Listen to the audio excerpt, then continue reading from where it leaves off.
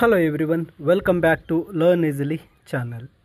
ಈ ಒಂದು ವಿಡಿಯೋದಲ್ಲಿ ನಾವು the homecoming by Rabindranath Tagore ಈ ಒಂದು ಕಥೆಯ ಕನ್ನಡದ ಸರಳವಾದಂತಹ ಒಂದು ಸಮರಿಯನ್ನು ಡಿಸ್ಕಸ್ ಮಾಡೋಣ. ದ ಹೋಮ್ ಕಮಿಂಗ್ ಇದು ಚುಟ್ಟಿ ಅಂತ ಕರೀತಾರೆ. ಇದು ರವೀಂದ್ರನಾಥ ಟಾಗೋರ್ರವರು ಬರೆದಂತಹ ಬಂಗಾಳಿಯ ಒಂದು ಸಣ್ಣ ಕಥೆಯಾಗಿರುತ್ತೆ. ಈ ಕಥೆಯ ಮೇನ್ ಥೀಮನ್ನು ನೋಡಿದಾಗ ಪ್ರತಿಯೊಂದು ಮಗು ಬಾಲ್ಯದಲ್ಲಿ ಪೋಷಕರ ಪ್ರೀತಿ ಮತ್ತು ಆರೈಕೆಯಲ್ಲಿ ಬೆಳೀಬೇಕು. ಆ ಮಗುವನ್ನು ಏನಾದರೂ ಪೋಷಕರಿಂದ ಬಿಟ್ಟು ಬೇರೆಯವರ ಕೈಗೆ ನೀಡಿದರೆ ಅಲ್ಲಿ ಒಂದು ಏನಾದರೂ ದುರಂತ ಸಂಭವಿಸುತ್ತೆ, ಆ ಮಕ್ಕಳ ಮೇಲೆ ಪ್ರಭಾವ ಬೀರುತ್ತೆ ಅಂತಕ್ಕಂತಹ ಒಂದು ಥೀಮ್ನಲ್ಲಿ ಈ ಒಂದು ಕಥೆಯನ್ನು ಬರೆದಿರ್ತಾರೆ. ಈ ಕಥೆಯ ಮುಖ್ಯವಾದಂಥ ಪ್ರೊಟಗಾನಿಸ್ಟ್ ಅಂದರೆ ಮುಖ್ಯ ಪಾತ್ರ ಬಂದು ಪಟಿಕ್ ಚಕ್ರವರ್ತಿ. ಈ ಕಥೆ ಪಟಿಕ್ ಚಕ್ರವರ್ತಿಯಿಂದ ಪ್ರಾರಂಭ ಆಗುತ್ತೆ.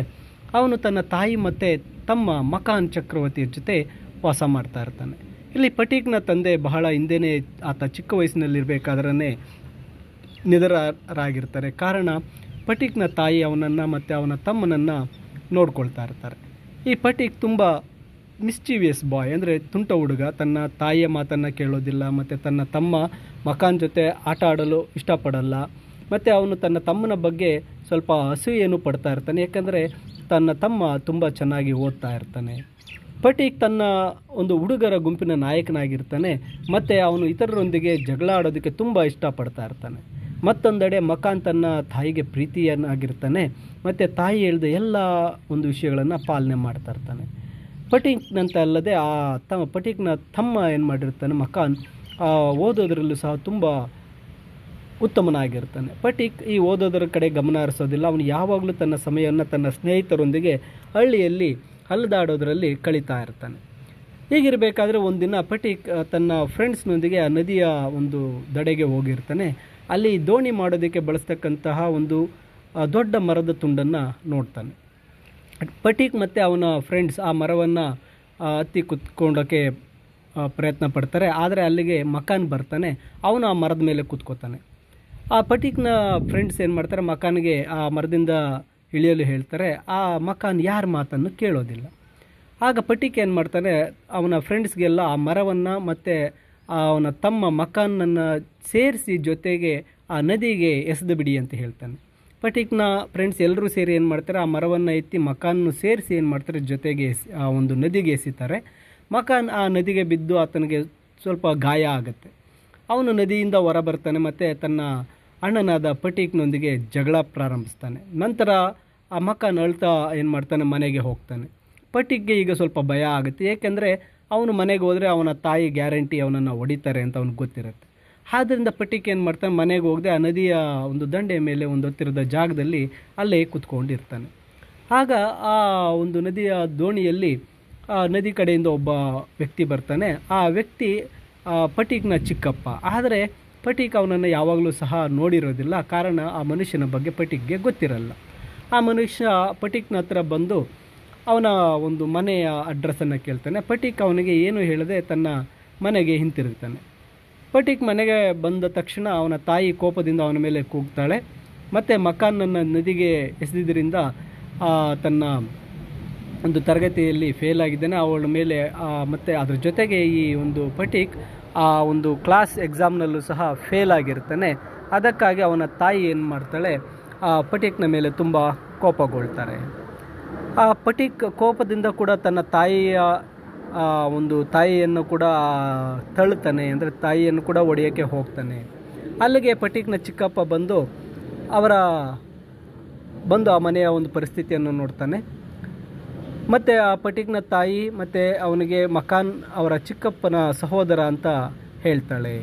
ನಂತರ ಚಿಕ್ಕಪ್ಪ ಮತ್ತು ಅವರ ಕುಟುಂಬದೊಂದಿಗೆ ಅವರ ಮನೆಯಲ್ಲಿ ಇರಲು ಒಪ್ಕೊಳ್ತಾರೆ. ಅಂದರೆ ಆ ಪಟಿಕ್ ತನ್ನ ಚಿಕ್ಕಪ್ಪನ ಮನೆಗೆ ಹೋಗೋದಕ್ಕೆ ಒಪ್ಕೋತಾನೆ. ಪಟಿಕ್ ಕುಟುಂಬದೊಂದಿಗೆ ಕೆಲವು ವಾರ ಏನು ಮಾಡ್ತಾನೆ, ಒಂದು ಚಿಕ್ಕಪ್ಪ ಇದ್ದ ನಂತರ ಆ ಚಿಕ್ಕಪ್ಪನ ಜೊತೆಯಲ್ಲಿ ಕೋಲ್ಕತ್ತಾದಲ್ಲಿರ್ತಕ್ಕಂತಹ ಅವರ ಮನೆಗೆ ಒಪ್ಕೋತಾನೆ.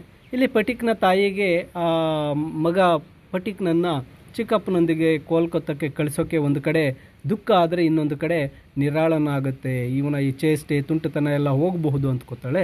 ತನ್ನ ಮಗ ಕೋಲ್ಕತ್ತಾದ ದೊಡ್ಡ ನಗರದಲ್ಲಿ ಒಂದು ಶಾಲೆಗೆ ಹೋಗ್ತಕ್ಕಂಥದ್ದು, ಅಧ್ಯಯನ ಮಾಡೋಕ್ಕೆ ಹೋಗ್ತಕ್ಕಂಥದ್ದು ತುಂಬ ಒಳ್ಳೆಯ ವಿಷಯ ಅಂತ ಸಂತೋಷ ಪಡ್ತಾಳೆ. ಮತ್ತು ತನ್ನ ಮಗನಿಂದ ದೂರವಾಗ್ತೀನಿ ಅಂತಕ್ಕಂತಹದ್ರಿಂದ ಆಕೆ ದುಃಖನೂ ಪಡ್ತಾಳೆ. ಪಟೀಕ್ಗೆ ಮಾತ್ರ ತುಂಬ ಖುಷಿ ಆಗುತ್ತೆ, ಯಾಕಂದರೆ ಅವನಿಗೆ ಈ ಹಳ್ಳಿಯಲ್ಲಿ ಇರೋಕ್ಕೆ ಇಷ್ಟ ಇರಲ್ಲ. ಪಟೀಕ್ ತುಂಬ ಖುಷಿಯಿಂದ ಏನು ಮಾಡ್ತಾನೆ, ತನ್ನ ಚಿಕ್ಕಪ್ಪನೊಂದಿಗೆ ಕೋಲ್ಕತ್ತಾಗೆ ಹೋಗೋಕ್ಕೆ ಒಪ್ಕೋತಾನೆ. ನಂತರ ಒಂದು ಕೋಲ್ಕತ್ತಾಗೆ ಹೋದ ನಂತರ ಆ ಪಟೀಕ್ನ ಒಂದು ನಿರೀಕ್ಷೆ ಎಲ್ಲ ಬೇರೆ ರೀತಿ ಆಗಿಬಿಡುತ್ತೆ. ಚಿಕ್ಕಪ್ಪ ಪಟೀಕ್ನೊಂದಿಗೆ ತನ್ನ ಮನೆಗೆ ಬಂದಾಗ ಅವನ ಹೆಂಡತಿ ಅಂದರೆ ಪಟೀಕ್ನ ಚಿಕ್ಕಮ್ಮ ಏನು ಮಾಡ್ತಾಳೆ, ಪಟೀಕ್ನ ಚಿಕ್ಕಪ್ಪನೊಂದಿಗೆ ಜಗಳ ಆಡೋಕ್ಕೆ ಪ್ರಾರಂಭಿಸ್ತಾಳೆ. ಏಕೆಂದರೆ ಈಗಾಗಲೇ ಅವರಿಗೆ 3 ಜನ ಗಂಡು ಮಕ್ಕಳಿದ್ದಾರೆ, ಈಗ ಇವನ 4ನೇ ಒಬ್ಬ ಮಗನನ್ನು ಕರ್ಕೊಂಬಂದು ಸೇರಿಸ್ಕೊಳ್ತಾ ಇದ್ದೀರಾ ಅಂತೇಳಿ ಜಗಳ ಮಾಡ್ತಾರೆ. ಪಟೀಕ್ನನ್ನು ಅವನ ಚಿಕ್ಕಪ್ಪನ ಮನೆಯಲ್ಲಿ ಬಹಳ ಕೆಟ್ಟದಾಗಿ ನಡೆಸ್ಕೊಳ್ತಾರೆ.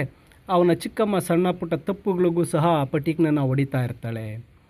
ಆ ಚಿಕ್ಕಮ್ಮ ಅವನನ್ನು ಎಂದಿಗೂ ಸಹ ಚೆನ್ನಾಗಿ ನೋಡ್ಕೊಳ್ಳೋದೇ ಇಲ್ಲ. ಯಾವಾಗಲೂ ಅವನನ್ನು ಒಂದು ಕಡೆ ಅವನ ಕಡೆ ಗಮನ ಇಲ್ಲದೆ ಅವನನ್ನು ತುಂಬ ಕೆಟ್ಟದಾಗಿ ವರ್ತಿಸ್ತಾ ಇರ್ತಾಳೆ. ಪಟೀಕ್ಗೆ ಆ ಚಿಕ್ಕಪ್ಪನ ಮನೆಯಲ್ಲಿ ಆ ಚಿಕ್ಕಮ್ಮನ ಸಹವಾಸದಲ್ಲಿ ತಾನೊಬ್ಬ ಜೈಲಿನಲ್ಲಿರೋ ಥರ ಭಾಸವಾಗುತ್ತೆ. ಪಟೀಕ್ ತನ್ನ ಮನೆಗೆ ಹಿಂತಿರುಗಿ ಹೋದರೆ ಒಳ್ಳೆಯದು, ನನ್ನ ಚಿಕ್ಕಪ್ಪನ ಮನೆ ವಾತಾವರಣ ಇಷ್ಟ ಆಗ್ತಾ ಇಲ್ಲ ಅಂತೇಳಿ ಆತ ಯೋಚನೆ ಮಾಡ್ತಾನೆ. ಒಂದು ದಿನ ಪಟೀಕ್ ತನ್ನ ಚಿಕ್ಕಪ್ಪನಿಗೆ ಹೋಗಿ ತಾನು ನನ್ನ ಮನೆಗೆ ಹಿಂತಿರುಗುತ್ತೇನೆ, ಅಮ್ಮನ ಬಳಿ ಹೋಗ್ತೇನೆ ಅಂತ ಹೇಳ್ತಾನೆ. ಅದಕ್ಕೆ ಅವರ ಚಿಕ್ಕಪ್ಪ, ಇದು ರಜೆಯ ಸಮಯ ಅಲ್ಲ, ರಜೆ ಬಂದಾಗ ನೀನು ಮನೆಗೆ ಹೋಗ್ಬೋದು ಅಂತ ಹೇಳ್ತಾನೆ. ಒಂದು ದಿನ ಪಟೀಕ್ ಶಾಲೆಯಿಂದ ಮನೆಗೆ ಹಿಂತಿರುಗಿ ಬರ್ತಾನೆ. ಅವನಿಗೆ ಹುಷಾರ ಇರೋದಿಲ್ಲ ಮತ್ತು ಅವನು ತನ್ನ ತರಗತಿಯಲ್ಲಿ ಫೇಲ್ ಆಗಿರ್ತಾನೆ. ಆದ್ದರಿಂದ ಅವನು ಮನೆಗೆ ಹೋಗೋದಕ್ಕೆ ಇಷ್ಟ ಆಗೋದು ಇಲ್ಲ. ಏಕೆಂದರೆ ಮನೆಗೆ ಹೋದರೆ ಅವನ ಚಿಕ್ಕಮ್ಮ ಕೂಡ ಅವನನ್ನು ತುಂಬ ಹೊಡಿತಾಳೆ. ಅದಕ್ಕೆ ಪಟೀಕ್ ಏನು ಮಾಡ್ತಾನೆ, ಮನೆಗೆ ಹೋಗೋ ಬದಲು ಒಂದು ಅಪರಿಚಿತರ ಮನೆಯಲ್ಲಿ ಅಡಗಿ ಕೂತ್ಕೋತಾನೆ. ಮತ್ತೊಂದು ಕಡೆ ಪಟೀಕ್ನ ಚಿಕ್ಕಪ್ಪ ಮತ್ತು ಚಿಕ್ಕಮ್ಮನಿಗೆ ಒಂದು ರೀತಿ ಯೋಚನೆ ಆಗುತ್ತೆ, ಏಕೆಂದರೆ ಪಟೀಕ್ ಇನ್ನೂ ಮನೆಗೆ ಬಂದಿರೋದಿಲ್ಲ. ಇದರಿಂದ ಅವ್ರು ಏನು ಮಾಡ್ತಾರೆ, ಪೊಲೀಸ್ ಸ್ಟೇಷನ್ಗೆ ಹೋಗಿ ದೂರನ್ನು ಕೊಡ್ತಾರೆ. ಪಟೀಕ್ನನ್ನು ಹುಡುಕಲು ಸಾಕಷ್ಟು ಟೈಮ್ ತಗೊಳುತ್ತೆ. ಕೊನೆಗೆ ಒಂದು ದಿನ ಕೊನೆಯಲ್ಲಿ ಪೊಲೀಸರು ಆ ಪಟೀಕ್ನನ್ನು ಕಂಡುಹಿಡಿತಾರೆ. ಆ ಪಟೀಕ್ನನ್ನು ಅವನ ಚಿಕ್ಕಪ್ಪನ ಮನೆಗೆ ಕರ್ಕೊಂಡು ಬರ್ತಾರೆ. ಆ ಪಟೀಕ್ಗೆ ಆ ಮಳೆಯಲ್ಲಿ ನೆನೆದು ತುಂಬ ಜ್ವರ ಬಂದಿರುತ್ತೆ. ಆ ಪಟೀಕ್ನನ್ನು ಕರ್ಕೊಂಡೋಗಿ ಆಸ್ಪತ್ರೆಗೆ ಸೇರಿಸ್ತಾರೆ. ಪಟೀಕ್ನ ಆರೋಗ್ಯ ಕೂಡ ಒಂದು ಆಸ್ಪತ್ರೆಯಲ್ಲಿ ಸುಧಾರಿಸಲ್ಲ. ಆಗ ಏನು ಮಾಡ್ತಾರೆ, ಆ ಪಟೀಕ್ನ ಚಿಕ್ಕಪ್ಪ ಪಟೀಕ್ನ ತಾಯಿಗೆ ಒಂದು ಪತ್ರವನ್ನು ಬರೀತಾನೆ. ನಂತರ ಪಟೀಕ್ ತನ್ನ ಚಿಕ್ಕಪ್ಪ ಮತ್ತು ಸ್ನೇಹಿತನನ್ನು ತನ್ನ ಮನೆಗೆ ಕಳಿಸಿ ಈ ವಿಷಯವನ್ನು ಹೇಳಿ ಆ ತಾಯಿಯನ್ನು ಹಳ್ಳಿಯಿಂದ ಕರ್ಕೊಂಬರ್ತಾರೆ. ಪಟೀಕ್ ತಾಯಿ ಕೋಲ್ಕತ್ತಾಗೆ ಬಂದು ಅವನನ್ನು ಆಸ್ಪತ್ರೆಯಲ್ಲಿ ಭೇಟಿ ಮಾಡ್ತಾಳೆ. ಭೇಟಿ ಮಾಡಿದ ನಂತರ ಆಕೆ ಏನು ಮಾಡ್ತಾಳೆ, ಪಟೀಕ್ನನ್ನು ಮುದ್ದಾಡ್ತಾಳೆ. ಪಟೀಕ್ ತಾಯಿಯನ್ನು ನೋಡಿ ತುಂಬ ಸಂತೋಷ ಪಡ್ತಾನೆ. ಈಗ ರಜೆ ಬಂದಿದೆಯಾ ಅಂತ ಕೇಳ್ತಾನೆ. ಮತ್ತು ಅವನು ತಾಯಿಯೊಂದಿಗೆ ತನ್ನ ಊರಿಗೆ ಹಿಂದಿರುಗಲು ಸಹ ಬಯಸ್ತಾನೆ. ಮೈ ಡಿಯರ್ ಸ್ಟೂಡೆಂಟ್ಸ್, ಇದು ರವೀಂದ್ರನಾಥ್ ಟ್ಯಾಗೋರ್ ಅವರು ಬರೆದಿರ್ತಕ್ಕಂತಹ ದ ಹೋಮ್ ಕಮಿಂಗ್ ಸ್ಟೋರಿಯ ಒಂದು ಸರಳವಾದಂತಹ ಎಕ್ಸ್ಪ್ಲನೇಷನ್ ಆಗಿರುತ್ತೆ. ಈ ಒಂದು ಸಮರಿಯ PDF ವಿಡಿಯೋದ ಡಿಸ್ಕ್ರಿಪ್ಷನ್ನಲ್ಲಿ ನೀಡಿರ್ತಾನೆ, ಡೌನ್ಲೋಡ್ ಮಾಡಿಕೊಳ್ಳಿ ಮತ್ತು ಓದಿ. ಸಂಪೂರ್ಣ ಕಥೆ ನಿಮಗೆ ಅರ್ಥ ಆಗುತ್ತೆ ಅಂತ ತಿಳಿಸುತ್ತಾ, ಹೆಚ್ಚಿನ ವಿಡಿಯೋಗಳಿಗೆ ತಪ್ಪದೆ ಲರ್ನ್ ಈಸಿಲಿ ಚಾನಲ್ಗೆ ಸಬ್ಸ್ಕ್ರೈಬ್ ಮಾಡಿಕೊಳ್ಳಿ ಅಂತ ತಿಳಿಸುತ್ತಾ ಎಲ್ಲರಿಗೂ ಧನ್ಯವಾದಗಳು.